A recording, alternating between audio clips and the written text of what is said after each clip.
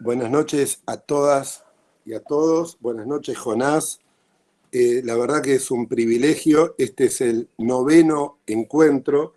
La realidad que cuando recuerdo, y esto lo vengo diciendo siempre, cuando recuerdo la primera vez que dijimos, bueno, Jonás, vamos a hacer un encuentro y después fue otro, y ya vamos por el 9º, esta posibilidad de encontrarnos para hablar desde la curaduría, hablar del mundo de la fotografía, y hemos transitado muchísimos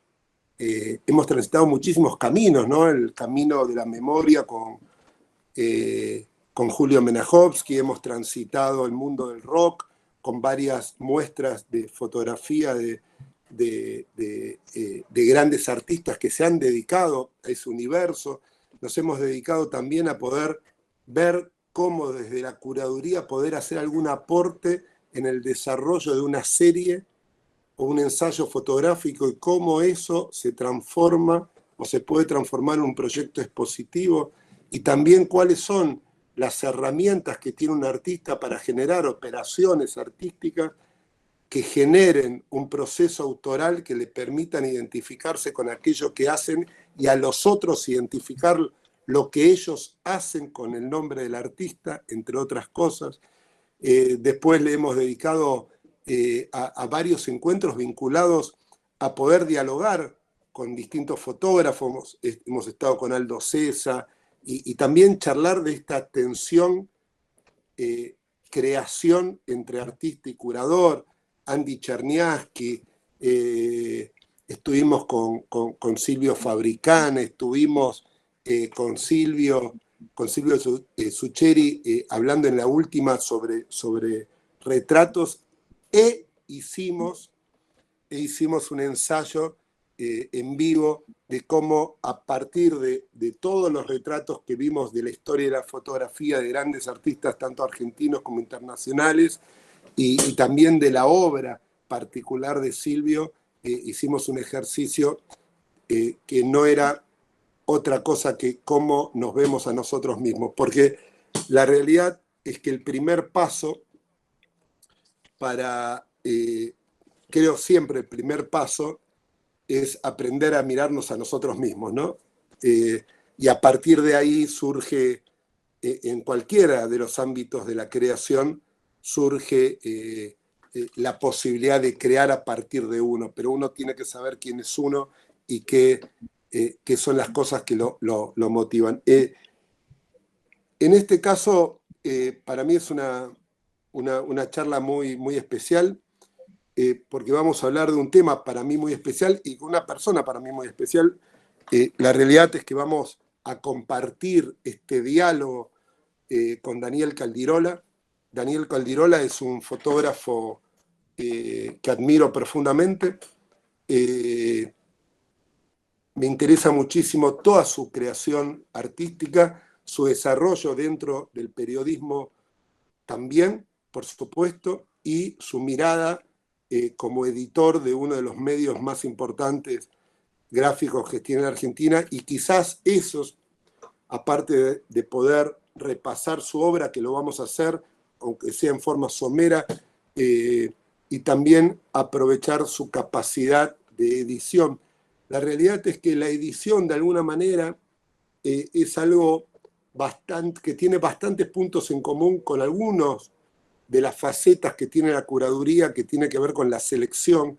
Obviamente que estamos hablando de soportes distintos, obviamente que no es lo mismo la edición fotográfica para un medio que está trabajando sobre una noticia específica, necesita una sola foto, ni tampoco cuando hace un ensayo, o la edición para un libro, que la edición o la selección para una muestra. Pero la realidad que cuando uno habla de la relación entre un fotógrafo y un curador, o entre un fotógrafo y un editor, habla quizás del momento de mayor tensión de un creador con un otro. ¿Por qué? Porque lo voy a decir en muy llanas palabras, pero existe esta sensación del artista, del fotógrafo, que tanto el editor o el curador mutilan, son los responsables de mutilar su obra. Y la realidad es que tanto el editor como el curador hace una selección. La selección, obviamente, que implica la elección de algo, voy a decir algo tan obvio, pero que es la esencia de la mayor tensión que está vinculada a, a la relación entre artistas, jefes, editores, curadores, cualquiera el título que uno le ponga, ¿no? A ver, la selección obviamente que implica poder elegir. Cuando uno elige hay algo que no elige. Estamos, como todo tiene que ver absolutamente con todo, estamos en una semana muy significativa para el judaísmo, ¿no? Ahora salí de la fotografía, pasar al judaísmo. Es una semana que va desde el Año Nuevo judío al día del perdón. Y se los denomina como los días terribles. La realidad es que es un momento sumamente especial, es un momento de mucha reflexión, de muchísima reflexión, vinculado a lo que hice bien, a lo que hice mal, a aquellas cosas que tengo la oportunidad de reparar. Si bien uno pide perdón al Altísimo, la realidad es que los problemas entre pares no los soluciona alguien arriba, sino que los tiene que solucionar uno. Pero la realidad es que en esta catarata de situaciones y que uno va mezclando como la vida misma, como el lugar común de la vida misma, va también mezclando los ejemplos que se le aparecen, y la realidad es que la esencia de la tensión entre un artista o un periodista o un fotógrafo en un medio, el tema de que él es el creador y hay otro que está en una situación de poder elegir cuál o qué, más allá que obviamente hay muchos fotógrafos que preeligen, etcétera, etcétera. La mejor forma que se me ocurrió de poder ejemplificarlo es quizás con el chiste más antiguo del humor judío, que es una persona, una Sara, una Idishemam, una madre judía, le regala a su hijo 2 corbatas, una roja y una verde. Entonces el hijo, apenas el primer día que la va a ver, lo primero que hace es ponerse una de las dos, agarra cualquiera, se pone para homenajear a su mamá y ponerse, ¿no? Entonces se pone la roja, la primera que agarra se pone la roja y la madre dice, ¿por qué te pusiste la roja? ¿La verde no te gustó? Bueno, la verdad que contar un chiste y no saber si se rieron o lo que están pensando es difícil, pero la realidad es que esa es la esencia a veces de estas tensiones. Yo durante todos estos encuentros hablé de la tensión entre, bueno, gracias Claudia dice que es muy bueno, gracias Claudia. La realidad es que es un momento de tensión. Vamos a hablar con Daniel Caldirola, vamos a hablar sobre la edición. Gracias Jonás también por el jajá de parte de todas y todos. Vamos a hablar de la edición. Por supuesto que yo estoy muy lejos de pensar que la edición es la mutilación, sino que al contrario, no es algo que corta algo, sino que genera la posibilidad de otros caminos. Y por el otro lado, el otro tema que vamos a hablar también hoy, el otro que vamos a hablar hoy, está vinculado con me parece que quizás, ojalá, sea el aporte, un aporte para que todos ustedes tengan en cuenta. La edición, la hagan ustedes o la haga una otra persona, cruza el tiempo, ¿ok? La edición es un proceso enmarcado en un momento coyuntural determinado en el cual se cruzan muchísimas variables que pueden cambiar, me ha pasado muchísimas veces en la posibilidad de trabajar con distintos artistas y repasando sus fotos, en el cual hay una edición que se hizo hace 20, 30, 40 años, o 10 años, o 5 años, ¿no? En el cual dice, bueno, che, trabajemos desde la edición. No, le digo, no, vamos mostrame una edición anterior. Y de repente en algún momento, ya no importa lo que pensemos los curadores, sino verle la cara al artista y encontrarse con un material que para él ya había sido terminado, lo había editado, ya lo editó. En el mejor de los casos lo preserva digitalmente, ¿ok? Nunca crean que el proceso de edición es un proceso terminado. Es de las únicas pocas cosas en la vida que es un proceso, ¿no? Que es una elección que puede ir mutando. La realidad que hay un montón de elecciones que nosotros hacemos que son muy difíciles de mutar, pero la edición fotográfica es una de las cosas que pueden ir mutando, y que pueden ir mutando no solamente por los ojos de las personas que la pueden ver, sino por un mismo artista en distintos momentos. Voy a presentar a Daniel Caldirola y voy a hablar también de algo, como estamos en una reunión de amigos, y eso fue un poco la característica de estos encuentros, sacarlos de la academia, sacarlos de la formalidad y poder contar experiencias y darme la oportunidad a mí de poder conocerlos a ustedes y poder contarles cosas que habitualmente uno no tiene la posibilidad de contar porque está en el proceso del hacer y no del transmitir.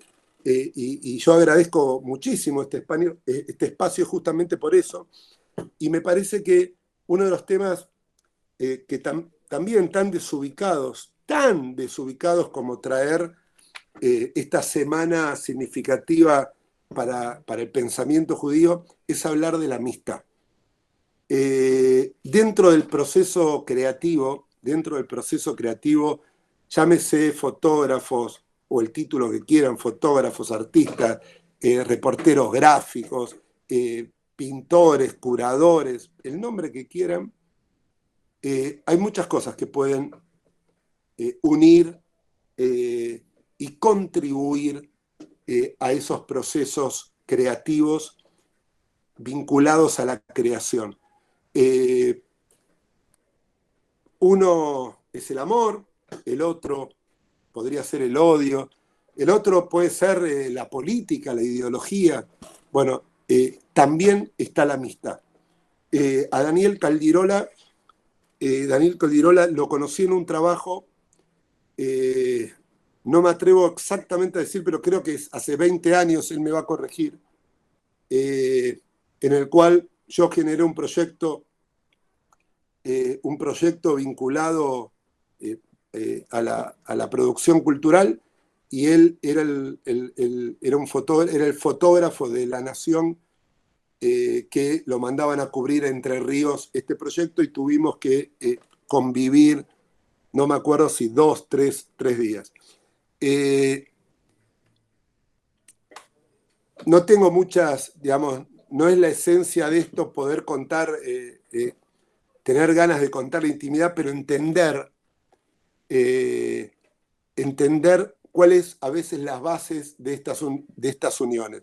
A partir de ese momento y hasta hoy, me une a Daniel una amistad entrañable, es de mis personas más cercanas en mi cotidianeidad, una persona a la que respeto muchísimo como fotógrafo, como artista y como persona.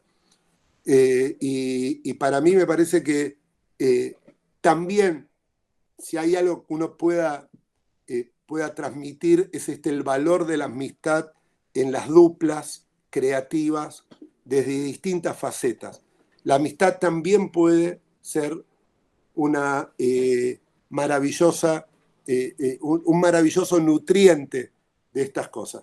Bueno, ya dije demasiadas cosas inconvenientes. Quiero presentarles a Daniel Caldirola, uno de los fotógrafos que admiro, como dije antes, un profesor, un maestro de fotógrafos que ha tenido un gran desarrollo dentro del fotoperiodismo, dentro de lo que se conoce como el mundo artístico, dentro de la edición.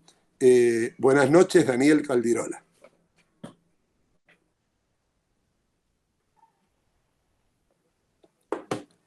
Ahora dije todo esto y no está Daniel. Sí, está con el micrófono encendido, pero no se te escucha, Daniel.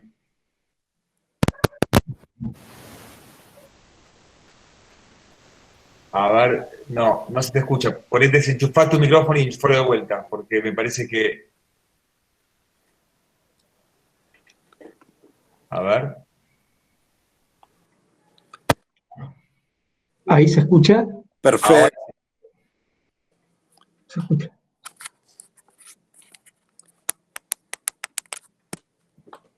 Y ahora desmuteate, estás con el micrófono muteado ahora. Ahora desmuteate, ahora sí. A ver, ¿ahora se escucha? Sí. Sí, se me escucha bien, ¿se escucha bien? Perfecto.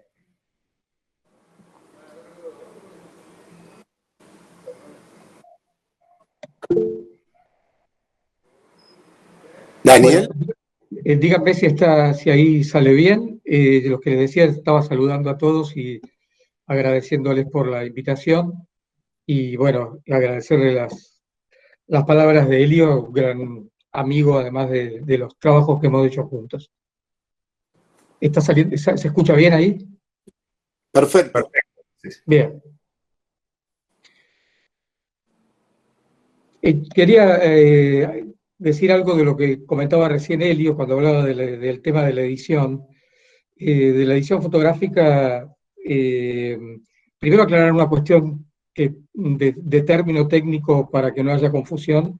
A veces se confunde cuando se habla de edición fotográfica con retoque, simplemente porque los programas más conocidos de retoque se llaman programas de edición.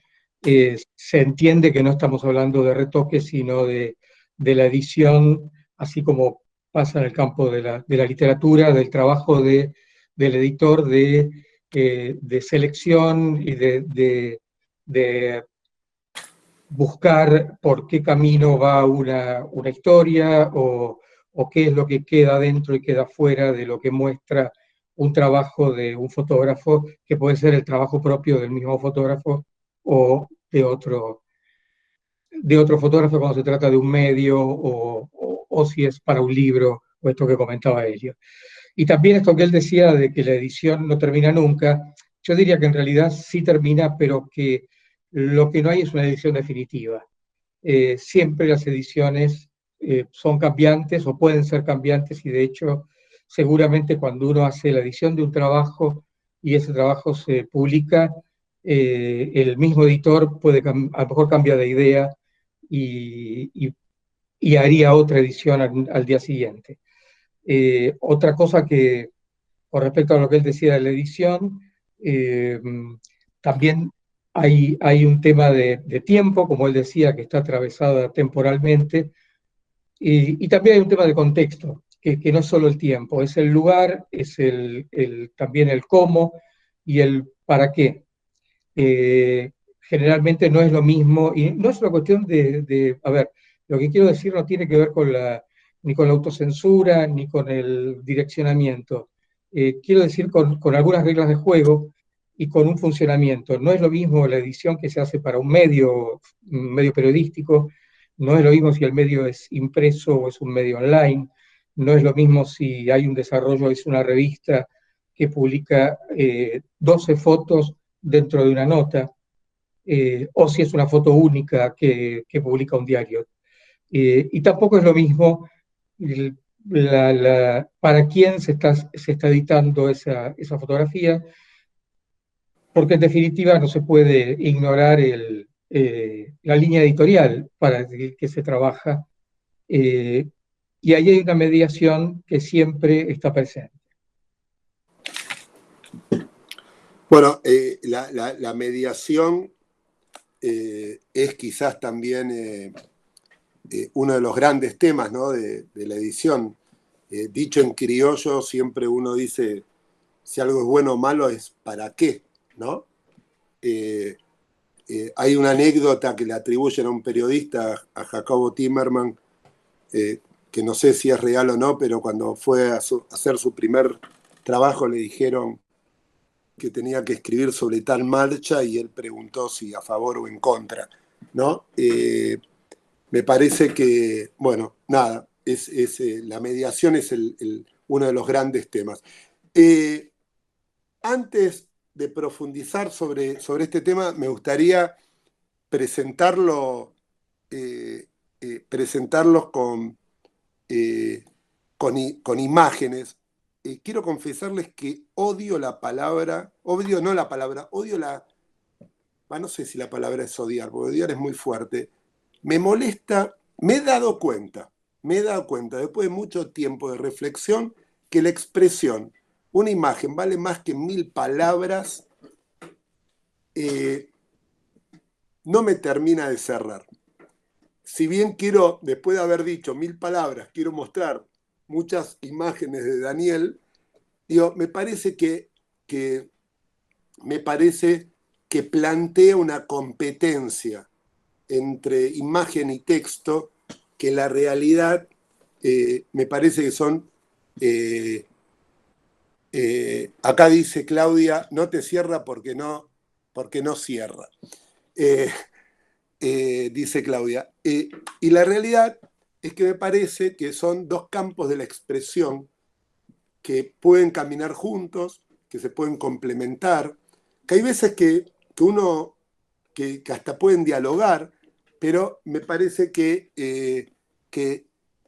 eso plantea una competencia que, si bien es ingeniosa, cuando uno a veces se pone a pensar sobre por qué repite tanto alguna frase, se da cuenta que tiene una pequeña trampa. Entonces, Jonás, te propongo agarrar una de las carpetas de Daniel, y poder hablar un poco de la obra de Daniel. Vos ahí, Daniel, ¿con qué carpeta te gustaría empezar? ¿Cuál de las 3 carpetas te gustaría empezar? Yo me siento cómodo con cualquiera de las 3. Me las conozco bastante bien a las 3, así que podés elegir. Podés editar, Daniel. No, yo empezaría por lo de defensas, que es algo que nos unió tanto haciéndolo juntos. Bueno, ¿querés contar, Daniel? Bueno, este trabajo lo hicimos en el 2004, me parece, sí, creo que fue 2004, ¿no? Eh, No me pidas fecha porque no me acuerdo de nada. sí, me parece que fue el 2004. Tenía que ver con la idea de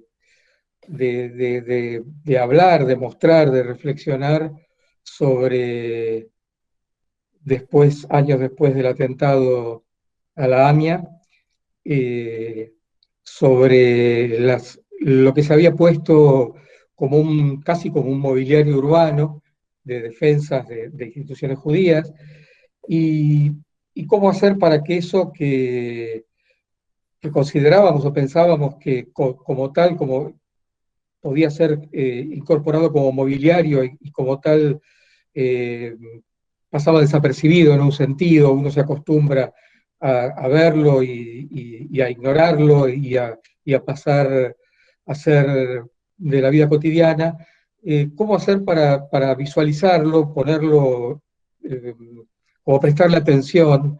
Y decidimos hacer este trabajo juntos en el que yo me enfocaba sobre el detalle, ¿no? El detalle que tenía cada construcción de estas defensas, que eran casi todas diferentes, algunas tenían colores, otras no tenían colores, casi tomarlas como un hecho en sí urbano, pero al mismo tiempo para ponerlas en evidencia como algo que en realidad no tenía que estar. Esta contradicción entre algo que se le daba una forma o a veces un color como para hacerlo más interesante o hasta podía ser más agradable visualmente, entraba, como decía, en contradicción con algo que no tenía que estar ahí, que era algo que era producto de algo que no tendría que pasar en la normalidad y no tenía que, en cambio, de formar parte de esa normalidad. Eh, entonces, bueno, se hizo este relevamiento y se terminó siendo una muestra que se hizo justamente en la Galería de la AMIA. Y para mí fue muy significativo poder mostrar eso ahí. Ahí ese silencio es que me diste el pase, ¿no, Dani? Sí. Perfecto, perfecto. Nos estamos entendiendo. Bueno, lo explicó maravillosamente bien Dani. La realidad es que uno de los problemas que tenemos generalmente como sociedad los argentinos, y por supuesto siempre en debate para poder escuchar si alguien no lo piensa así, pero uno de los temas es que nos acostumbramos demasiado rápido a las tragedias y el acostumbramiento produce una normalización. Entonces, estas defensas, quiero solamente explicarle algo porque Jonás me contó que hay mucha gente que se suma a estos encuentros que no son argentinos. Quizás vale la pena aclarar, el 18 de julio de 1994 un coche bomba se estrelló sobre la sede de la AMIA, que es la institución central de la comunidad judía en la Argentina, terminando con la vida de 85 personas que estaban adentro, que estaban caminando, que vivían enfrente, que habían hecho un trámite adentro de la AMIA, y con más de 300 víctimas sobrevivientes. Inmediatamente, como respuesta tanto a este atentado como al atentado que se había sucedido en el año 92, el 17 de marzo del 92, en la Embajada de Israel en la ciudad de Buenos Aires, se pusieron unos tambores, ¿okay? Primero unos tambores y después estas defensas para evitar un hipotético tercer atentado. La separación que produce esto con el frente de un edificio impediría la onda expansiva que afecte la estructura del edificio. ¿Ok? La realidad es que en ese momento, cuando empezamos a hablar de esto con Daniel, mis hijos tenían más o menos la estatura de estas defensas que se pusieron en todas las instituciones judías. Esto se terminó normalizando, ya no significaba el peligro de lo que podía pasar, sino que era una señalética de que ahí había una institución judía. ¿Por qué digo esto de la estatura de mis hijos? En ese momento tengo hijos de 22 y de 20, ya que paso un anuncio parroquial próximamente, volveré a ser padre de nuevo de gemelas, pero independientemente de eso, lo que me preocupaba era el concepto del skyline, ¿no? El skyline es como la línea de recorte de la ciudad, que en fotografía, bueno, es un recurso para describir ciudades. Bueno, el 11 de septiembre se rompió el skyline de New York, ¿no? Entre otras tantas cosas. El skyline que veían mis hijos, el recorte que veían mis hijos, era de la misma altura que estos pilotes, que estas defensas. Entonces, la posibilidad que tenía la fotografía y la posibilidad que tenía la expresión artística y la posibilidad de una muestra y de estas obras de Daniel eran de hacer visible esto. Estas son las marcas, las marcas de la impunidad y también de la imposibilidad de un alien de cuidar a sus propios ciudadanos, por lo cual tenía que poner algo externo para poder cuidar algo que el otro no puede hacerlo. Son marcas también, obviamente, de la impunidad. Entonces, este diálogo con Daniel estaba vinculado con hacer visible desde otro formato. Paralelo a esta muestra, el mismo año que hicimos esta muestra, pusimos pilotes en otras instituciones no judías, también para generar un impacto de esa naturaleza en el cual cambiamos el formato, lo transformamos en una muestra para que la gente pueda pensar y reflexionar acerca de eso, de lo que significaba, y me parece que eso, eso es uno de los logros más importantes de esta muestra. Pero otro de los logros más importantes de esta muestra es una palabra que creo que dijo Claudia, o en uno de sus mensajes, si no lo dijo Claudia, lo dijo otra de las personas que leí rápidamente, puso qué belleza. No hay que ser políticamente correctos siempre. Cuando uno habla de algo, y me parece que lo mágico de este tipo de obras es que uno pueda pensar que inclusive en la denuncia de lo que estas defensas expresan, incluso en la denuncia de lo que estas imágenes expresan, se puede hablar de una belleza sin que esto vaya en contra ni banalice el tema que estamos hablando. Y yo coincido con Claudia que estas fotos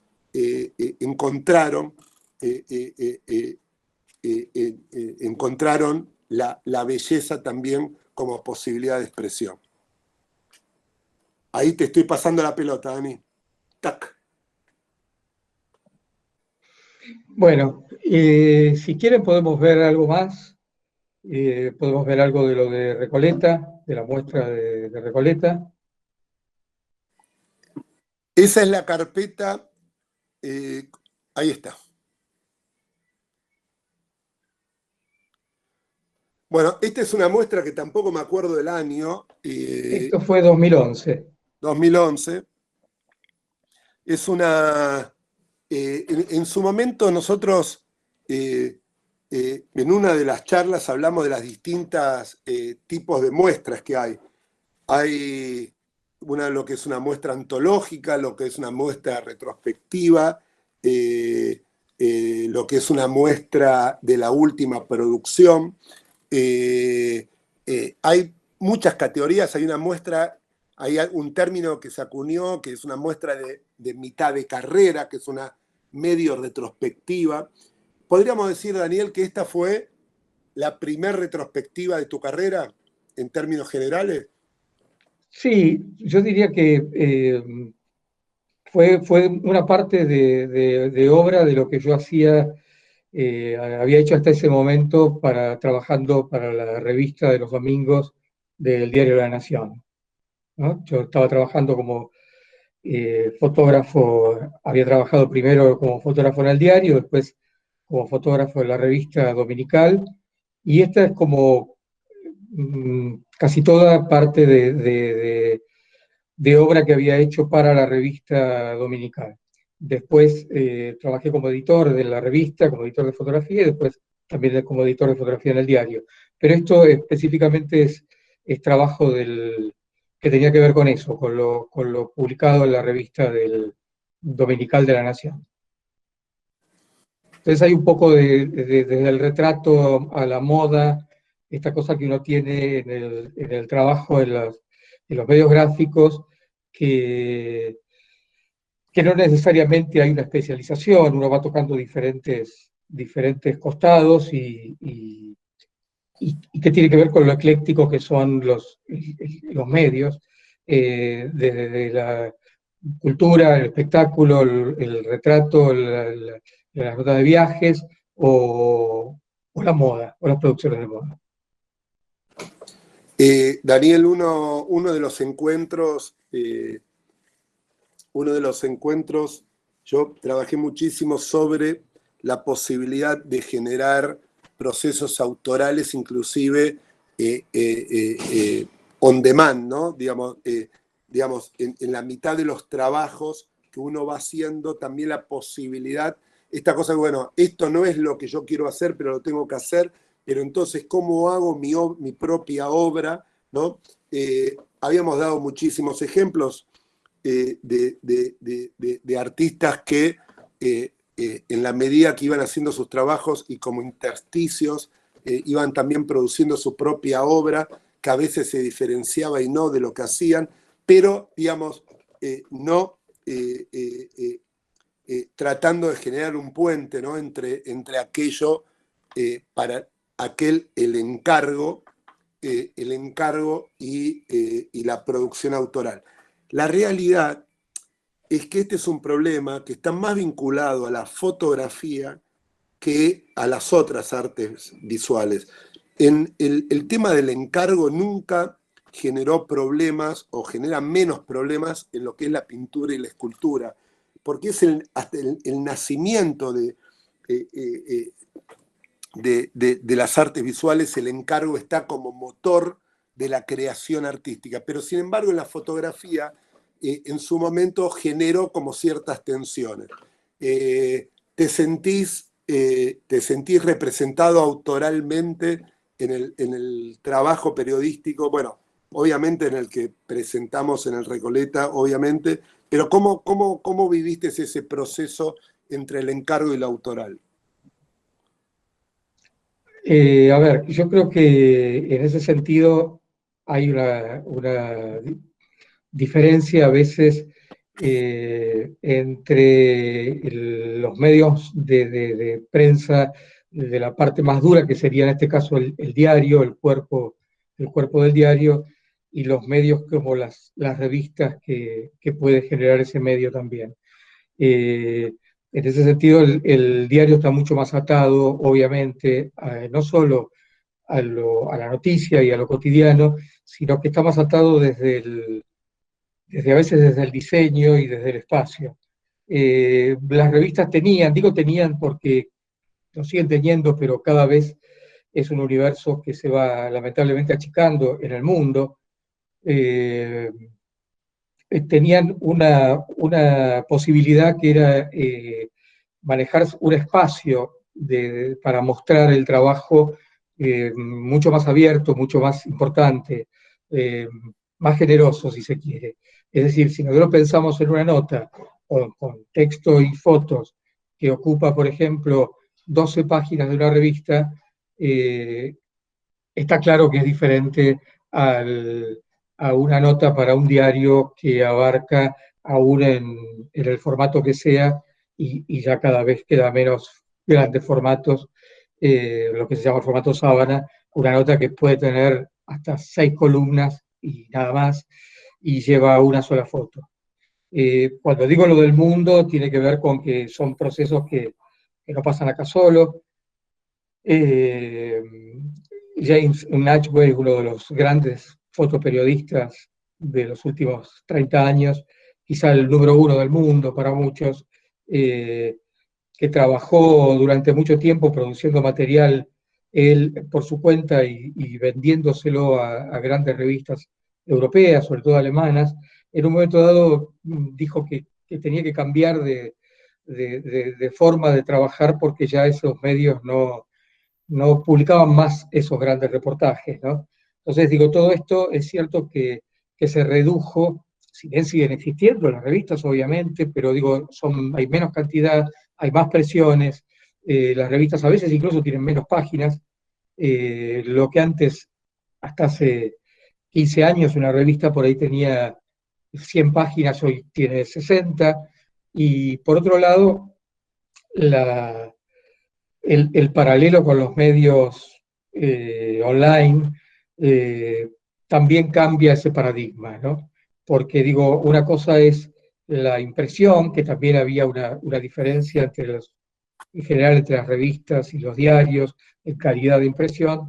Hoy cualquier medio el online tiene una galería fotográfica donde uno puede mostrar cantidad de fotos en otros términos. Entonces digo, ha habido en estos años un cambio en contra y a favor, como por dos líneas en paralelo, y lo que trajo aparejado que lo impreso fue perdiendo lugar. Bueno, lo que es fantástico de los medios online es la posibilidad esta de generar fotogalerías donde cualquiera puede entrar y ver en una pantalla una serie de fotos casi, no digo sin límite, pero ya no tiene el límite del papel, de la impresión, de la necesidad de tener que sea 4, 8 o 10, pueden tener 20 fotos, y ahí claramente cambia lo que hablábamos antes, que es el criterio de edición de ese trabajo.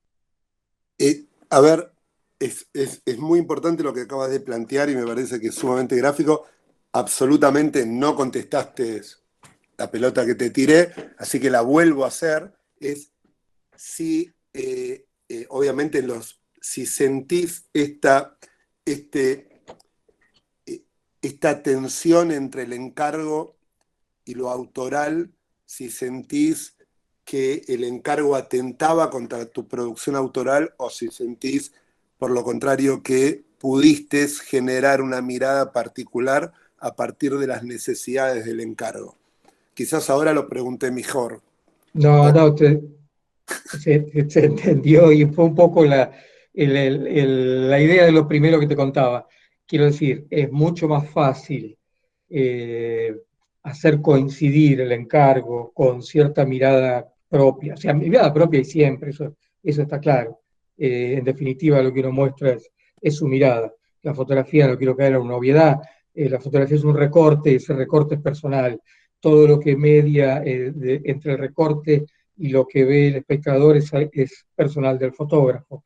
Es decir, vuelvo a decir, no quiero caer en lo obvio, pero es lo explícitamente así. La elección del lente, la elección de qué diafragma uno usa, cuál es la profundidad de campo, cuál es el punto de vista, de la elección del fotógrafo, y eso es lo que media con lo que ve el espectador.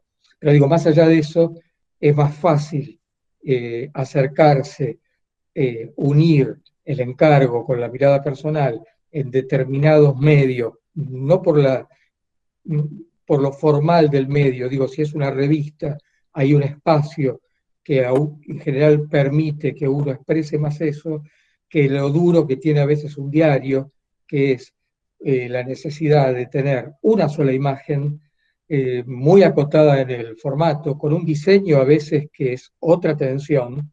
La otra tensión de la que tiene la fotografía de los medios es el diseño, tensión que está todo el tiempo y muy pronunciada, porque ni el diseño es abierto a cualquier tipo de foto, ni la foto puede entrar en cualquier tipo de diseño. Entonces ahí hay una atadura que es más pronunciada. Cuando yo hablaba antes de algunas reglas de juego que tienen que ver con las líneas editoriales de los medios, eso da un contexto. Me parece la exageración de lo que vos hablabas de tengo que escribir a favor o en contra es casi un chiste, ¿no? Digo, es evidente que uno sabe cuál es la línea editorial del medio para el que trabaja, y lo que hace tiene que en alguna forma poder ser publicado por ese medio. Ahora, se supone y se espera que el que trabaja para ese medio siempre lo haga a través de su mirada y de su enfoque personal. Sí, sería bastante lamentable que no lo fuera. Pero a ver, no, yo estaba tratando de esquivar la pregunta. Quería decir que en este caso y de estas fotos que estaba mostrando, producidas en un contexto de una revista, de un medio que tenía, tiene hoy y tenía en ese momento porque tenía más cantidad de páginas, incluso una cantidad de blanco, una cantidad de espacio para mostrarlo, eh, uno tenía la comodidad de poder hacer coincidir mucho más la mirada propia con el encargo, me refería a eso. Perfecto, perfecto. Ahora después voy a querer volver sobre este tema porque me parece que hay mucha tela para cortar. Te pediría, Jonás, si podemos pasar a la tercera carpeta. La verdad que había muchas otras series que nos unían con Daniel. Elegimos esta que se llama Juventud con Variaciones, que creo que la mostré en alguna de las conferencias, en alguno de los encuentros que tuvimos. Eh, la verdad que no puedo recordar a propósito de qué, pero sí, ahora sí me acabo de acordar cuando estuvimos trabajando sobre operaciones artísticas, modelos de operaciones que se hacían, y esta me parecía sumamente interesante, y esta vez que estás vos, te dejo que la expliques, Dani. Bueno, por empezar quiero aclarar que yo por lo menos las estoy viendo un poco oscuras, no es así no son así los originales, pero bueno, no importa, haciendo la aclaración del caso. Eh, Acá hay un conjunto de... No se podía contener de ese comentario. Bueno, es eh, 100% un fotógrafo, es 100% Caldirola. Sí, acá hay están un funcionamiento de la imagen, que es una serie que tiene una lectura justamente en conjunto y como serie, junto con los epígrafes. Y, y el chiste era un poco cierta, no respuesta, pero tenía, así como hablábamos de los contextos, tenía un contexto de un momento de hace poco del furor de Facebook y esta idea que se planteaba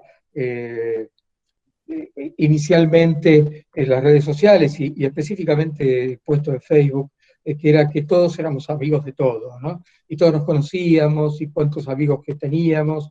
Y, y bueno, era un poco un responder a eso y hacer una serie que era como de retratos encadenados, donde cada retrato de cada chico o cada chica estaba invadido, entre comillas, por alguien con el que tenía alguna relación, podía ser un amigo, un novio, una novia o conocida, y así se iba armando una cadena. Esta cadena que ilusoriamente, eh, vuelvo a decir, se pregonaban como una cadena social donde todos nos terminábamos conociéndonos y relacionándonos, y, y el chiste de esto era que al término, en la última foto de la serie, aparecía el último y el primero que no tenían idea quiénes eran entre ellos. Es decir, estaban unidos por relaciones que se iban sumando y finalmente decir, bueno, pero no es que todos no sé, estamos teniendo relación con todos. Era un poco ese juego con la fantasía de las redes, sobre todo de ese momento, ¿no? Sí, el encadenamiento no hablaba de una integración, ¿no? Una cosa es integrar y otra cosa es... Claro, claro, donde gente que se iba sumando por alguna relación específica con uno, mostraba que, bueno, que todo la ilusión esta que tenían en ese momento el surgimiento del Facebook, de los millones de amigos, ¿no? Y que todos somos amigos de todos y nos conocemos entre todos. Ese era un poco el eje que generaba esta secuencia. A mí esta es una serie, un ensayo que me gusta muchísimo porque, como decía antes, me permite hablar, por un lado, de las operaciones, pero también de una de las cosas que me parece que son fundamentales en el requerimiento cualquier artista, en este caso de las artes visuales, pintura, fotografía, que está vinculado con una frase que para mí es como el eje, que es ser testigo de su tiempo, ¿no? El ser testigo de su tiempo me parece que de alguna manera es de las pocas cosas que uno le puede exigir a un artista. Por supuesto, más allá de las obviedades, que está vinculado con la originalidad propia, pero el ser testigo de su tiempo y que a partir de la producción, ¿no?, uno pueda hablar de lo que ocurre, de lo que pasa, de generar una marca, ¿no? Una marca en ese contexto me parece que es una de las cosas, uno de los hallazgos más importantes, de esta serie, ¿no? Es esta crítica aguda sobre que la acumulación en ese momento, y ahora también, ahora tiene algunas variaciones, pero digo, la acumulación de amigos, ¿no? Inclusive el concepto de amigos en la red social que en ese momento nacía o se desarrollaba, me parece que es una crítica. Me parece que también eso está vinculado con otro de los aspectos importantes en los cuales se vincula sistemáticamente a los artistas, que tiene que ver con la identidad. En los tiempos de globalización, cuando justamente se empezó, digamos, la globalización se empezó a dar cuando la información podía más o menos trabajarse en términos simultáneos, se empezó a dar en el arte artistas que empezaron de alguna manera a parecerse entre ellos. No estoy hablando ni de plagio ni de nada, sino de ciertas estéticas globales en las cuales eran estéticas predominantes, globales, pero que era muy difícil de poder identificar el origen de esas personas. Por suerte, aunque algunos podrían decirme que eso sigue hasta el día de hoy, yo creo que ese proceso se revirtió rápidamente, porque eso que parecía como un hallazgo en el cual se empezaba a valorizar dentro de la globalización la estética global de lo que justamente lo que se pretendía estéticamente de los artistas globales, que eran los gustos predominantes en las grandes ferias internacionales etcétera, etcétera, etcétera, se empezó de alguna manera a dilucidar por otro carril en el cual la forma en la globalización no era parecerse al otro, sino diferenciarse. Entonces, globalizar, estábamos todos juntos, pero parecía que no funcionaba. Si todos nos parecíamos, entonces había que diferenciarse. La mejor forma de diferenciarse era de la particularidad, y ahí se volvió de alguna manera, lo estoy reduciendo muchísimo conceptualmente, pero se pasó a cómo uno se diferencia de su propia individualidad y de su propio terruño. Por eso una de las cosas que uno más valora en los artistas tiene que ver cuando uno puede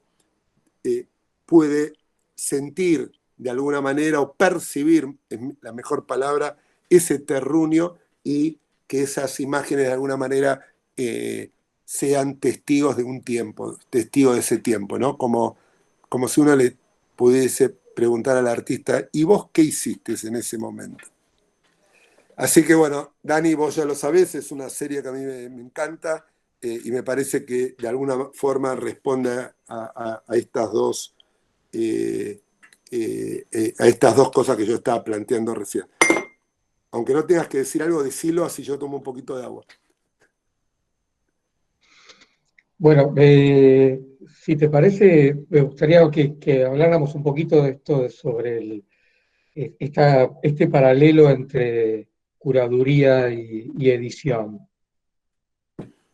Por favor. Eh, Quizás yo como... creo que, Perdón. ¿cómo? No, dale. Yo sacaría ahora las fotos para hablar de ese otro tema. Ok. No, me parece que es un tema interesante esto que planteabas del tema de la curaduría y este paralelo con lo que es el trabajo de editor, y la mediación que tiene que ver, uno edita trabajos propios a veces, y en el caso del trabajo como editor, yo he trabajado como editor de fotografía en un medio, y es trabajar también con el material de otro, ¿no? Y, y también esto del recorte, el recorte de lo que es el trabajo que produjo alguien y la elección. En el caso de la fotografía periodística, a mí me parece que el tema de la edición es como fundamental en términos de que tenemos que pensar que esa imagen es la que recibe la gente que ve ese medio. Es decir, las fotos que se editan son nada menos que las fotos que le llega a la gente con las cuales se informa y se forma, y forma la mirada que tiene sobre ese tema. Entonces, ahí hay un tema que tiene que ver primero, por supuesto, con la veracidad y con la verdad. Estamos partiendo de la base que estamos hablando de buenas intenciones y de fotografías verídicas, reales, auténticas, que no son fake, eh, que no están mal usadas, porque a veces las fotografías, cuando hablamos de fake, lo primero que pensamos muchas veces es por decirlo de alguna forma, el montaje fotográfico, la foto que no es real, pero otra forma de fake es la utilización de una imagen con un texto que no se corresponde, que no es el, el original de esa foto. Y aunque uno crea que eso pasa en las redes sociales mucho, pasa mucho en los medios, pasa mucho en lo que uno ve en Internet. Y bueno, ahí hay un tema de edición que tiene que ver primero con la honestidad. Después está el otro tema, que es la elección de acuerdo a otros parámetros, y que cada editor probablemente en un sentido y con algunos trabajos y de acuerdo a su mirada pueda editar diferente un trabajo. Y paradójicamente o casualmente hay algunos hechos en los que uno ve coincidencias, ¿no? Es muy interesante, si a alguno le interesa como ejercicio, es muy interesante algunas páginas como Kiosco.net, donde uno puede ver las tapas de muchísimos diarios del mundo. Y hay un ejercicio que es muy interesante que tiene que ver con la edición, que es ver frente a un acontecimiento de importancia mundial, digo, cuando el mismo acontecimiento lo reflejan las tapas de diarios de distintos países del mundo, eh, qué foto han elegido para la tapa del diario, cada diario de cada país, ¿no? Y ver esto de cómo se ve desde cada lugar. Y la sorpresa a veces es que frente a algunos hechos, eh, uno sabe que, a ver, los medios reciben una cantidad de fotos enorme todo el tiempo, básicamente de las agencias de noticias a los que están suscritos, que les mandan todo el tiempo fotografías sobre ese hecho. Hoy podríamos sumar las fotos que toman algunos medios de redes sociales. Pero digo, lo interesante de esto me parece ver casi como un ejercicio, a veces la diversidad y a veces la unidad. Hay casos donde yo pude ver eh, 40 diarios del mundo, desde Argentina, Sudamérica, Europa, Estados Unidos, que eligen frente a un hecho la misma imagen, pero la misma, ¿eh? Y claramente no es la única, claramente se elige sobre, digo por decir un número, 400 imágenes. Bueno, de esas 400 uno podría decir, bueno, no todas tienen el mismo carácter, esto que hablábamos antes. No es lo mismo elegir una sola foto, elegir una serie. Tomemos una sola foto de esas 400, bueno, hay por ahí 10 que pueden ser fuertes como imagen única. Y sin embargo, hay hechos en los que uno ve 20 medios de los más importantes tomando la misma foto, exactamente la misma foto, como tapa. Eh, Eso me parece un tema eh, que tiene que ver con esto de que uno siempre la edición la ve desde lo subjetivo y esto que hablábamos de lo atravesado por el contexto, y justamente en eso a veces hay una gran coincidencia, ¿no? Entonces, nada, me parece como un ejemplo que va desde la coincidencia, a veces unánime, con una imagen. Me viene ahora a la memoria el caso de alguna foto del incendio de la Catedral de Notre Dame, donde yo pude ver, pero cantidad enorme de tapas de diarios del mundo con la misma foto, y había miles de imágenes y la misma, o no sé, cuando algún hecho de este tipo que conmociona mundialmente el- a la gente y los medios, eh, como fue el atentado en las Ramblas de Barcelona. También ahí había menos fotos porque tenía que ver con, con fotografías que había hecho sobre todo la gente con celulares, pero también unas coincidencias que son interesantes de ver a la hora de hablar de lo que es la edición, cómo puede ser lo más diverso y cómo a veces puede coincidir eh, casi absolutamente. Eh, Volviendo un poco a lo que yo planteaba al principio de todo, que en la introducción del principio justamente hablábamos de este tema, ¿no? De la edición y de la relación entre, entre personas y esta tensión que se produce. Eh, Me parece que es importante este tema sobre el análisis, por ejemplo, en este caso en los medios, que, que es uno de los ejemplos posibles. En particular, a mí a veces lo que me llama más la atención de este ejercicio que hemos hecho muchísimas veces de ver cómo un mismo hecho, me parece que muchas veces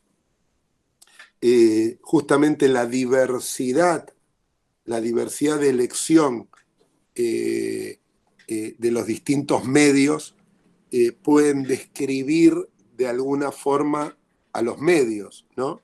De la misma manera que eh, no todos cuentan de la misma manera, las imágenes, que obviamente eh, también cuentan y cuentan en forma muy poderosa, me parece que también es como muy representativo qué imágenes elige, ya no solamente, digamos, porque ahí habría un elemento adicional, que es no todos ponen las mismas notas en tapa. Entonces, pero cuando eso coincide, a veces es muy significativo también las diferencias. No para abrir un debate, no para abrir un debate con respecto a si hay 400 imágenes disponibles o no, una posible pregunta sobre eso, cuando es también hay...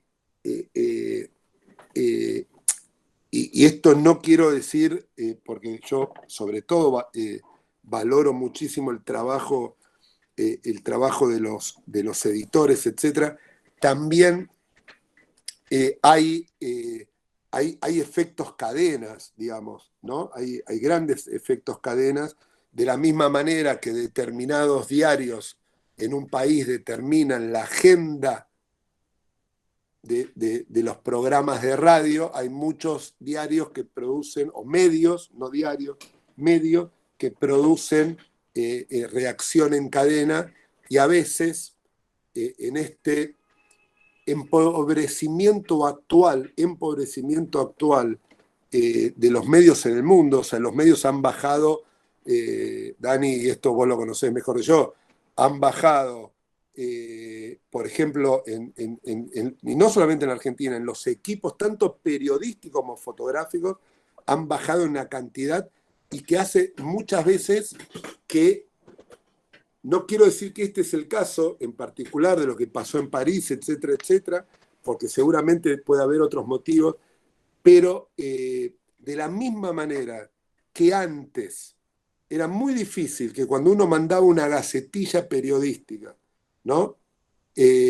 Promocionando algo, el periodista lo que hacía era que iba a tomar algo de esa gacetilla para reflejarle el medio, de la misma forma que hoy casi muchos medios importantes, en función quizás de la disminución de tanto de periodistas o de fotógrafos, se toma casi al pie de la letra. Vos lees la nota y es más o menos la misma gacetilla. Me parece que también hay un factor del empobrecimiento de los equipos, y estoy hablando de todos los, de mayor o menor manera, pero que afecta a todos los países, que también es un elemento a tomar en cuenta. No es lo mismo, no es lo mismo lo que pasaba hace 20 años que lo que pasa ahora. Digo, hay un efecto en cadena, me parece que hay inclusive el tema de las agencias, etcétera, etcétera, en el cual hay en ese tipo de cosas a veces como un trabajo más automático. Sí, no es exactamente en este caso que yo decía, y por eso ponía esos ejemplos. Los ejemplos que yo hablaba no eran de las versiones online de los medios, sino de los diarios impresos, con lo cual es mucho más difícil la influencia, porque la tapa del diario impreso, más allá de las diferencias horarias, es muy difícil que alguien, para decidir la foto de la tapa, esté viendo el impreso de otro diario. Porque Hoy todos los diarios impresos son online también. No, está bien, pero no es lo mismo. Yo estaba hablando de la tapa del print, del impreso. El online tiene fotos donde va cambiando todo el tiempo, y yo hablaba específicamente justamente para poder establecer como medida comparativa las tapas impresas, que es lo que queda. El online es dinámico y todo el tiempo se va cambiando, y ahí sí hay, como vos decís, una influencia de uno a otro, y qué es lo que se está viendo y qué es lo que se está mostrando y qué es lo que tiene más vistas o más likes. El, el impreso todavía tiene un carácter bastante arcaico, de ser una cosa que quedó ahí y que se hace además con un tiempo de anticipación que tarda en generarse ese proceso. Entonces a veces no deja de sorprender cómo la edición y la elección de una imagen es la misma en la tapa de esos medios que salieron, con diferencias de horarias en el mundo, la misma tapa para distintas opciones. Dani, pasando un poco a lo que planteábamos al principio de la charla, ¿cómo desde tu experiencia, por un lado, como artista y por el otro lado como editor, cómo es la atención y la vinculación cuando editas de otro, ¿no? Y qué te ha pasado a vos cuando te han curado una muestra o editado un material. A ver, yo creo que en el mejor de los casos, cuando uno confía, cuando las dos personas que implican esta relación dialéctica entre el fotógrafo, o sea, el productor de las imágenes y el editor o el curador, cuando en el mejor de los casos hay una confianza mutua, siempre existe esta tensión, porque el fotógrafo le cuesta muchas veces, nos cuesta, hablo en plural, ser el editor de su propio trabajo, porque es difícil despegarse de las connotaciones subjetivas que tiene cada foto que uno hace. Es decir, por poner un ejemplo como algo casi común, si yo tuve que, para hacer una foto, bueno, si no tenía un dron o previo a la irrupción de los drones, ¿no? Una fotografía aérea de algo en la ciudad, tenía que hacerla desde la terraza de un edificio, eso implicaba que yo tenía que conseguir el permiso, hablar con el portero, poder subirme, convencerlo, hacer todo un trabajo previo, y era todo un desgaste. Finalmente hacía esa foto, y cuando el editor decía, no, pero la verdad que no, no la editaba, o yo como fotógrafo, si la había hecho, decía, pero yo no puedo dejar afuera esa foto, con el trabajo que me costó hacerla. Y ahí es donde hay una tensión entre las dos partes. Y está fantástico que se dé esa tensión, porque si yo considerara solamente el trabajo que me dio hacer las fotos, no estoy considerando cuáles son las mejores imágenes. Está atravesado por una subjetividad de con cuál me encariñé, con cuál tuve buena onda con la persona que estaba, el trabajo que me dio. Y la verdad que la persona que recibe como espectador esa imagen, sea en un medio o sea en una muestra, le interesa poco todo eso. Y lo que ve es la imagen que está expuesta o que está publicada. Entonces digo, siempre hay una tensión, siempre hay algo que, así como lo que hablábamos, el editor podría editar al día siguiente distinto un trabajo. El curador, uno se imagina que le pasa lo mismo. Vos decías, atravesado por el tiempo, curarías diferente una muestra en un momento que otro. Pero en eso siempre la visión externa, sea del editor, sea del curador, es la que hace que esté entre comillas, menos contaminado con la imagen. Y eso es bueno. Pero tensión, seguro que va a haber muchísima tensión. Es bueno, yo creo que es bueno que exista, ha producido muchos choques, ¿no? Digo, a veces es muy difícil de poder explicar, vos lo explicaste muy bien, ¿no? Yo tengo muchos ejemplos de estar trabajando sobre imágenes, tanto de fotografías como tanto de fotografías como de cuadros. Entonces, digamos, es casi como remito al chiste que planteaba, ¿no? De las corbatas. Era, bueno, veía que yo estaba entre dos obras y, bueno, el artista defendía muchísimo, o la artista defendía muchísimo esa obra. Le digo, bueno, ok, cambiamos, digo, la cambiamos, listo, ya está, digo, pasemos, son 100 obras, digo, tampoco modifica, hay que hacer una lucha por... Entonces, bueno, cambiamos esta por esta, listo, avancemos. Dice, no, pero pará, no, esa también me gusta. ¿No? Esto parece un chiste, pero a veces es difícil seleccionar algo, y creo que acá hay muchas diferencias, pero seleccionar algo para una muestra ni siquiera implica que la selección sería como la representación de las mejores imágenes. ¿Ok? Esto está vinculado a un guión, a algo que el curador o el artista o en diálogo entre el artista y el curador han decidido poder contar. En una muestra, a diferencia, quizás de la edición de un medio periodístico, a veces se necesita una sola imagen. Hay imágenes que pueden dialogar, que tienen que ver también con el contexto, que puede tener que ver, por supuesto, con la subjetividad, pero con muchos otros parámetros que no necesariamente están vinculados a esto de si es mejor o peor. Yo vuelvo a reiterar esto que decía al principio, porque me parece que si ustedes en algún momento han editado un material suyo, les pido, les ruego que lo vuelvan a ver, porque es un ejercicio maravilloso eso. Yo cuando muchas veces le pido, sobre todo a los fotógrafos, a los artistas, bueno, no voy a laburar sobre tu preselección, vamos a laburarlo juntos, pero vamos un paso anterior, vamos a, digamos, vamos a los originales, por llamarlo de alguna manera, ¿no?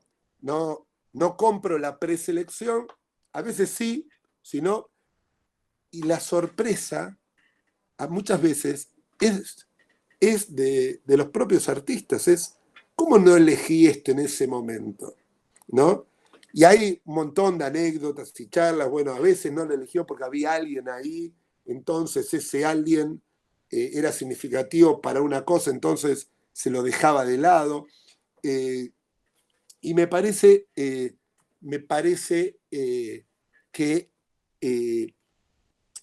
es importante entender esto que decíamos al principio y que después lo ratificó Daniel, de que la edición no como un proceso definitivo, no es que uno eche de su familia y le diga no entrás nunca más a esta familia, sino que es para esta cosa puntual, etc.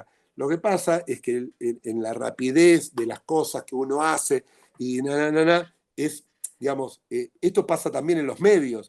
A veces los medios tienen, y esto tiene que ver con el empobrecimiento de los procesos, o sea, el archivista, el del archivo, el que tenía todas las imágenes, uno a veces no entiende por qué algunos medios publican todos los años la misma foto, si tienen un montón. O sea, bueno, hay cuestiones ahí que tienen que ver hoy con que en los archivos antes había mucha gente, ahora no hay gente, etcétera, etcétera.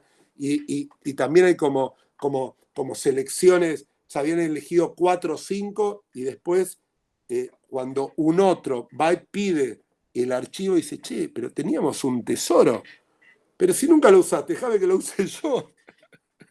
Bueno, me parece que, nada, como ejemplo, quizás como ejemplo a emular la posibilidad de ustedes que se den la posibilidad de volver a ver sus propias ediciones. Y esto que decía Dani, que era la base fundamental, que es la confianza que hay entre un curador y un artista, entre un artista y un editor, obviamente con parámetros distintos. No es lo mismo editar para un diario que editar para un libro, que editar como edita un curador para una muestra, pero tiene que ver con la confianza, ¿no? Si uno entiende que se está trabajando para el mismo lado, me parece que hay algo ahí en el cual digamos, es bueno una otra mirada que pueda permitir completar el proceso creativo. ¿Tuviste alguna vez alguna tensión así grande, Dani? ¿Algún ejemplo?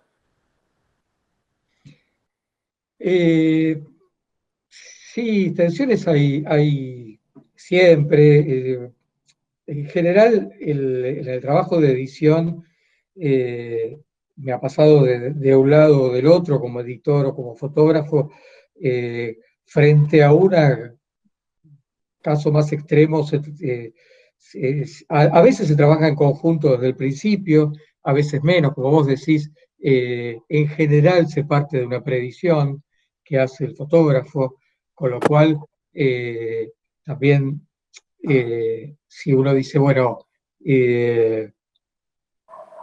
hubiera puesto otra cosa, cuando se hace esa predicción, el fotógrafo sabe que es que siempre es difícil y va a tener que dejar afuera imágenes, con lo cual la predicción hecha por el fotógrafo hace que el editor sea menos el malo de la película, porque ya el que está dejando un montón de imágenes es el fotógrafo. A veces pasan cosas como en esta relación fotógrafo-editor, en el que la foto que elige el editor de una selección o predicción que hizo el fotógrafo dice, no, pero justo esa no es buena. Y dice, pero si no es buena, ¿para qué la predictaste? Primero, ¿para qué la hiciste? Ponele que uno hace fotos que sabe que no son buenas. Bueno, ¿para qué la predicción? ¿Para qué está? ¿Para qué me la mostrás? Sacala.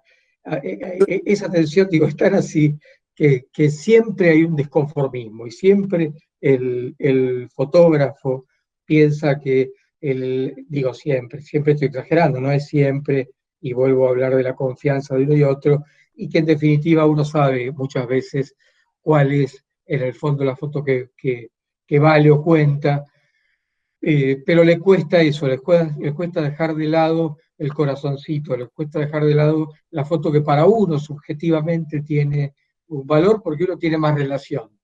Entonces, Dani, siempre, sí.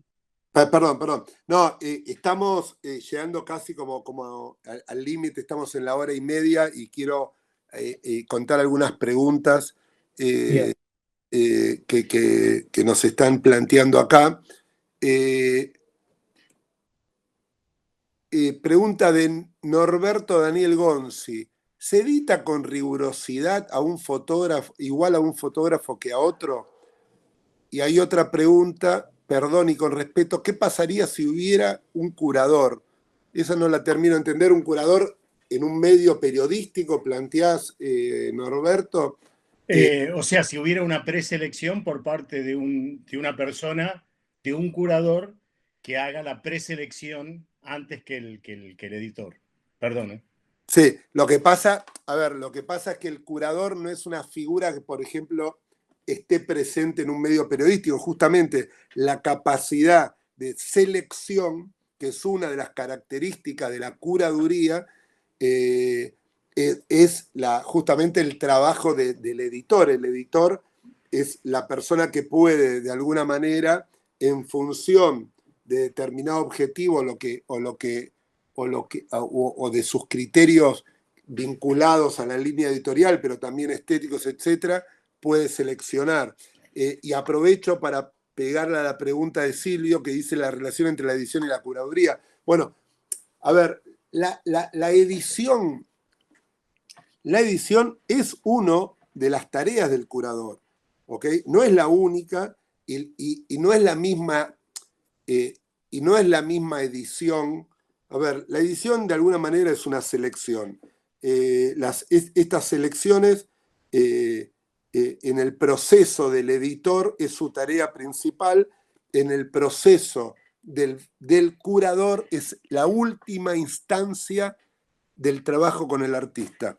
Vuelvo a repetir, digamos, el editor en un medio es el trabajo que tiene que hacer. El trabajo del curador está vinculado a una tarea en el cual incluye, pero lo pone digamos, creo que si se hace bien, lo pone en el último término, que primero es la conceptualización, es este guión sobre qué se quiere trabajar, el contexto, el cómo, el dónde, etcétera, etcétera, y termina de alguna forma generando una selección que dé cuenta de todo lo anterior. No sé si querés agregar algo, Dani. Sí, a mí me parece que está claro lo que vos decís. Quizá la mayor diferencia esté en lo final. Un curador puede efectivamente hacer esa disposición final de esas imágenes, a diferencia a veces de un editor que está circunscrito con temas editoriales o a veces de diagramación. Pero muchas veces también coincide en el sentido de que cuando se trata de editar, por ejemplo, incluso en un medio, un fotoreportaje, también hay un trabajo que es muy similar al del curador, en el sentido que no es solamente la elección, sino hay una disposición, un ritmo, una secuencia, un discurso, en definitiva, es decir, qué historia contar y cómo contarla, ¿no? Francesca, Y ahí es donde creo que se igualan en un sentido. totalmente, totalmente, totalmente. Son, digamos, sí, en la tarea no, digamos, no es que se podría replicar, ¿no? No es lo mismo, digamos, una relación con una revista, con un libro, que con una pared, pero sí en este punto es exactamente muy similar y se hermana. Francesca pregunta, ¿es mejor que un fotógrafo confíe la edición a otra persona?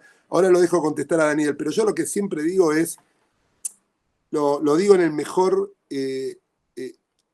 yo aprendí, quizás lo aprendí tarde, pero aprendí que uno piensa mejor con otras personas, ¿ok? Digo, yo aprendo muchísimo con otras personas. Eh, y no sé si es mejor que un fotógrafo confíe en un curador o en otra persona, o la edición para un curador o un editor. No sé, pero sí lo que sé que es bueno es que ese fotógrafo, ese artista tenga devolución en algún momento de aquello que hace, con una mirada externa a la propia. ¿Ok? Me parece que pensar que un artista, que un fotógrafo tiene que cubrir todo el ancho de banda que implica desde sacarlo hasta exponerlo o hasta imprimirlo, me parece que es una tarea que no necesariamente tiene que recaer sobre una persona, sobre solo una persona, y me parece que justamente lo que puede enriquecer eso es cómo potenciar el proceso creativo de la obra que realiza alguien con el aporte de distintas miradas. ¿Vos qué decís, Dani? Yo digo que sí, que sin ninguna duda, es así, que sin ninguna duda una mirada externa es enriquecedora y no solo enriquecedora, sino necesaria. Es decir, por un poco lo que decía antes, de circunscribirlo a la relación, esta relación tan subjetiva que uno tiene con lo que produce, que está atravesado por la forma en que lo hizo, por el enamoramiento que uno tiene con determinada fotografía en este caso, o por la valoración de la dificultad que la llevó a hacerlo, por lo que sea, está atravesado por un montón de cosas y en ese sentido siempre la mirada externa es no solo enriquecedora, sino es necesaria. Entonces, este caso de uno para su propio trabajo, en la mirada de un editor o de un curador, cuando se trata específicamente de llevarlo a una muestra, por ejemplo, y sí, es fundamental. Bueno, Ojo, una cosa, así como me parece fundamental, me parece que es todo un ejercicio que uno tiene que hacer para poder aceptarlo bien, ¿no? Porque uno a veces es un poquito soberbio en la propia producción y uno cree que nadie tiene tanta capacidad para opinar sobre el trabajo de uno como uno. Bueno, digo, es todo un ejercicio, ¿no? yo quiero contar una intimidad, porque yo se la tiré, pero no me la respondió en su momento Dani, y en un momento le pregunté cómo había sido su relación con otros y cómo su relación con los curadores. La primera vez que edité un trabajo con él, que teníamos que seleccionar, llegué a la casa y él me había hecho una preselección de 3, ¿no? Entonces le digo, no, che, pará, veamos todo el material, ¿no? Bueno, eh, Jonás, primero, nada, vamos como redondeando. Jonás, ahí me escribiste y estoy con mucha ganas de ver la galería de retratos, de autorretratos que se hicieron a partir de la charla del sábado, hace 2 sábados, perdón, hace 15 días. Y acá estamos, ahora vamos a editar nosotros, vamos a editar en vivo. No, mentira, no vamos a editar nada, pero nada, me parece este tipo de ejercicios, y me gustaría también tu mirada como editor, Dani, fue una convocatoria que se hizo al terminar la charla, y que de alguna manera hay muchos que después se hicieron después, pero básicamente la idea era poder hacer un autorretrato en función de los estímulos que habíamos visto, que nos reflejen a nosotros de alguna manera como nosotros nos vemos, y como de alguna manera también nos gustaría que nos miren. Yo quiero decir algo que me parece, y es lo primero que digo cuando me encuentro con un artista, porque entiendo esta tensión. Lo primero que yo digo, la primera palabra después de hola, es gracias, ¿ok? Porque mostrar la creación de alguien a un otro y someterlo eso a la mirada de un otro, eso es un proceso muy difícil, ¿ok?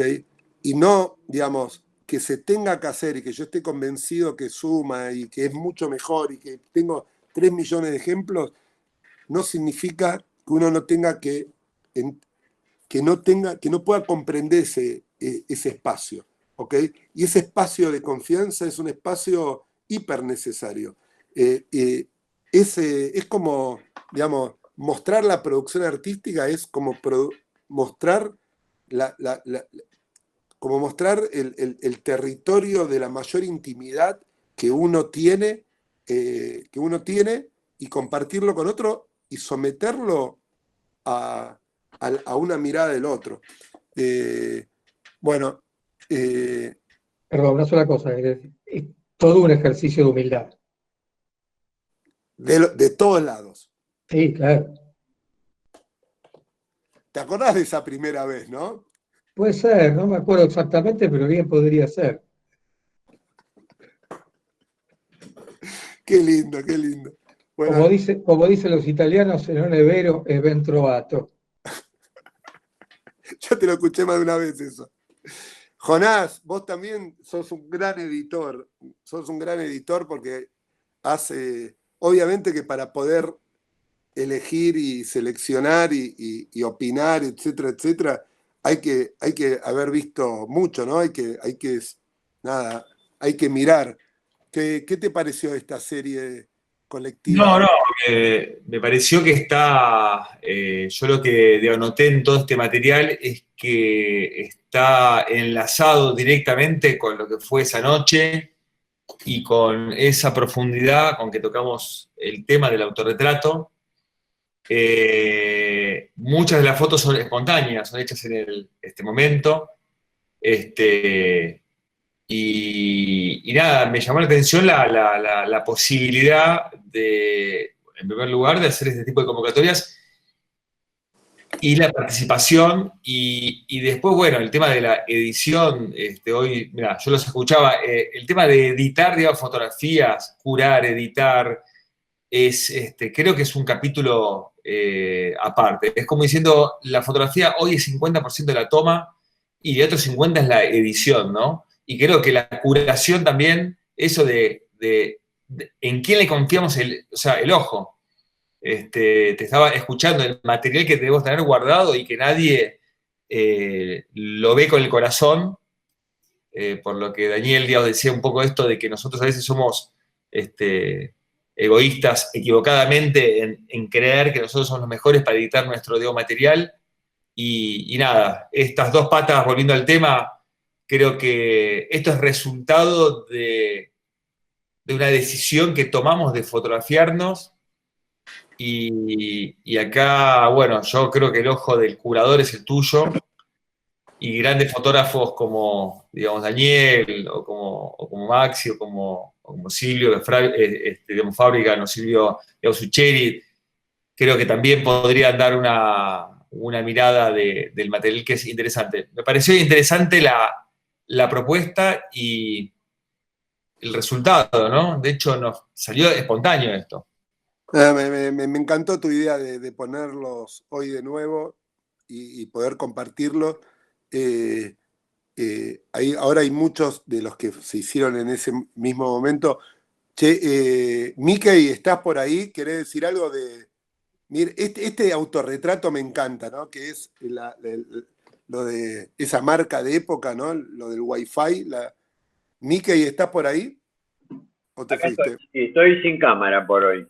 Bueno, no vamos a preguntar por qué, pero Y dado las vivencias que hemos soportado la semana, omití prender la cámara. Muy bien, Miki.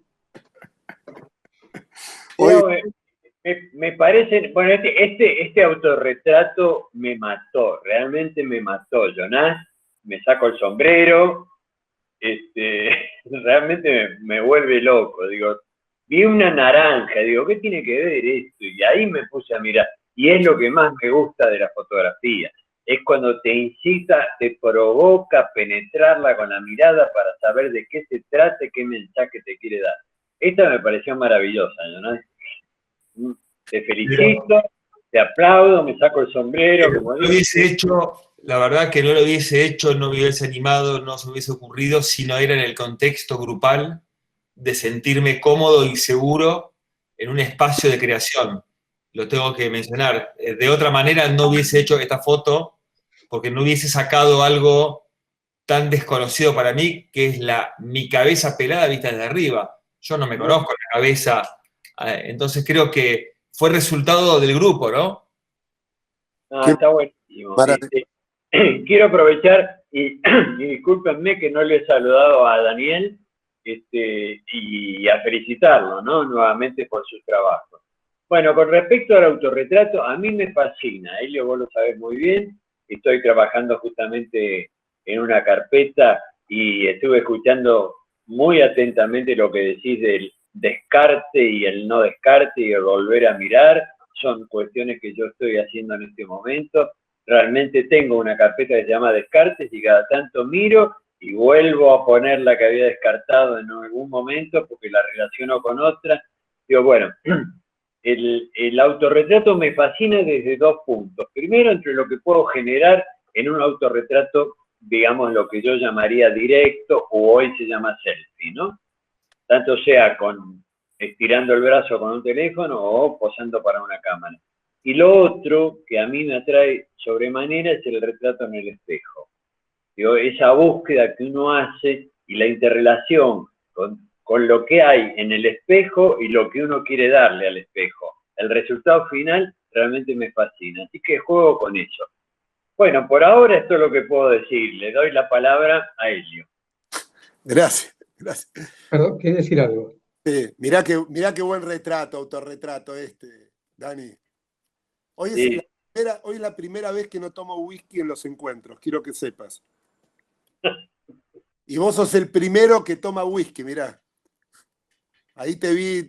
Una de las cosas que compartimos más allá del amor a la cultura con Dani es amamos otras de las expresiones culturales que está vinculado con la comida, el vino y el whisky. Nada, otra digresión.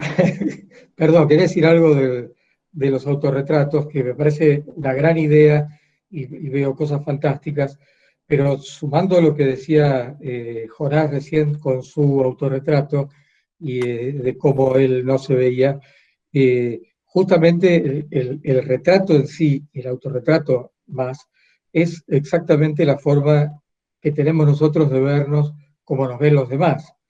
Y sumo esto que decía Miki recién, de la diferencia entre el autorretrato directo y el autorretrato en el espejo.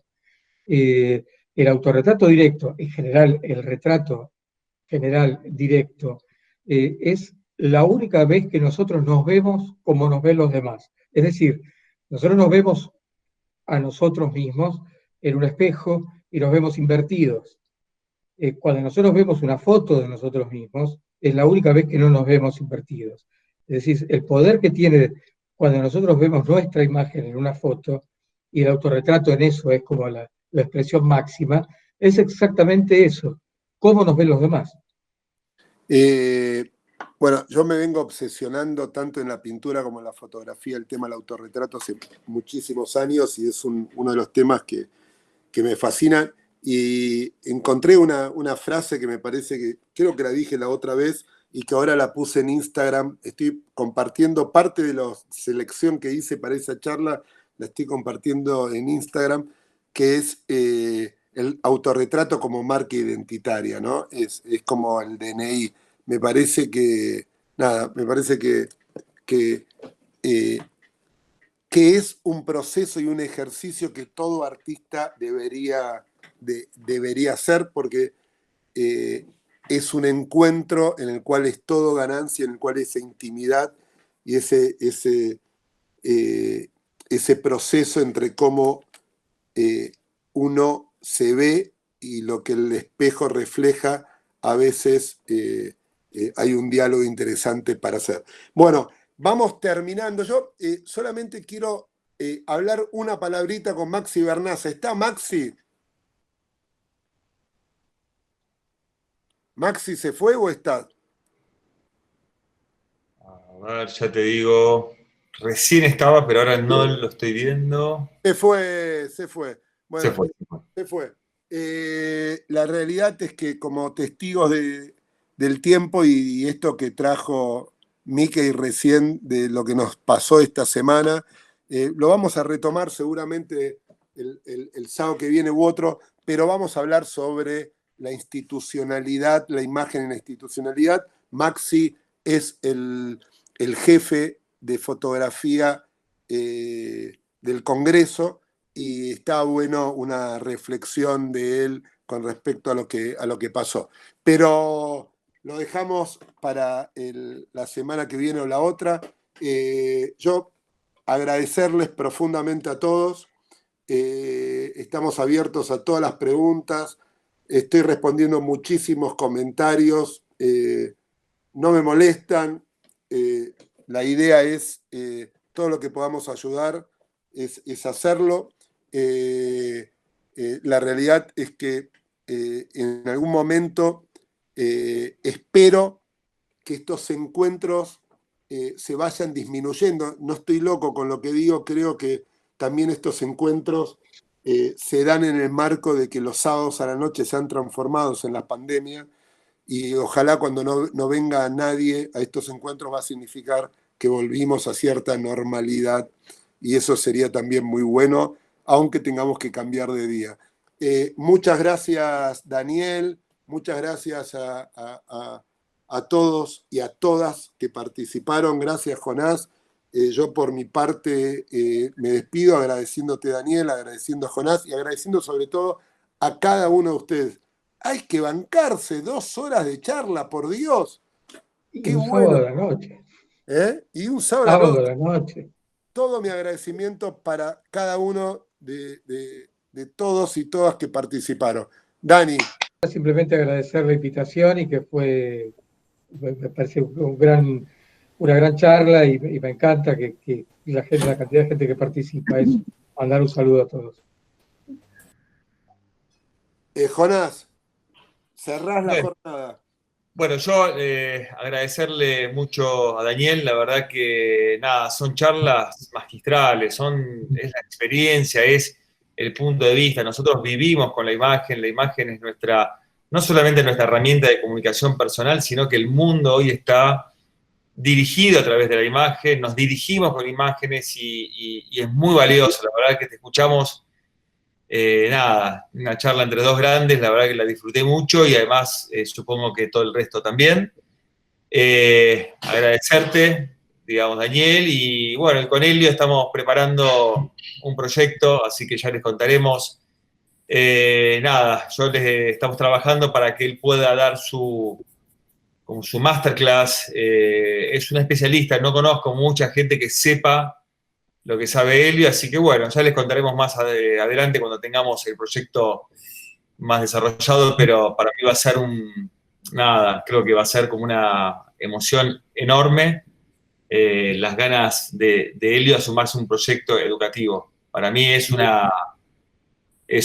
muy importante, es una de las personas que más entiende en el nexo entre los fotógrafos y la sociedad. Me parece que y ya les contaremos. No quiero quemar algo que estamos todavía trabajando. Vamos. Así que Nada, simplemente otro aplauso grande para despedirnos y gracias a todos y a todas por participar de esta increíble videoconferencia. Así que, bueno, otro aplauso y gracias. Gracias a ustedes.